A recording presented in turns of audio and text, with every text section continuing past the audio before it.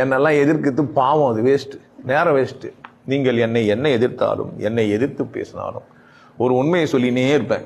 கடவுள் ஒண்ணுதான், உயிர் தான் கடவுள், நீ கொண்டாட்டமா வாழதான் வந்த, மகிழ்ச்சியா இருக்கிறது தான் உன்னுடைய பிறப்புரிமை, நீ உன்னை அழகா வச்சுக்கோ, உன்னை நீ சௌகரியமா வச்சுக்கோ, பல வண்ண உடுப்புகளை போட்டு பத்து உன் உடம்ப கொண்டாடு, நல்ல உணவுகளை அதுக்கு கொடு, மகிழ்ச்சியா இரு, ஆனந்தமா இரு, கடவுள் தெரிஞ்சுக்கிறதுக்கு பயிற்சி இருக்குது பண்ணு, வானனா விட்டு சும்மாவே கூட இரு, நீ நல்லா இருந்தா தான் 4 பேருக்கு உதவியா இருக்க முடியும், உனக்கே நீந்த தெரியலன்னா யாரை காப்பாத்துவ, உனக்கே கார ஓட்ட தெரியலன்னா நீ நல்லா இருக்க முடியுமா, நீ நல்லா சந்தோஷமா ஆடி பாடி பக்கத்துல இருக்கிறவங்க பார்த்து கூட சந்தோஷப்படுவாங்க. சில பேர் வயிறு சேர்த்தாலும் அது அவன் பிரச்சனை.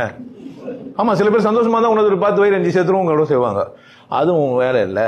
உன்னை பார்த்து எல்லாரும் எப்படி இருக்கட்டும், மகிழ்ச்சியா இருக்கட்டும், கொண்டாட்டமா இருக்கட்டும். வந்தது எதற்காக? ஆனந்தமா இருக்கிறதுக்கு.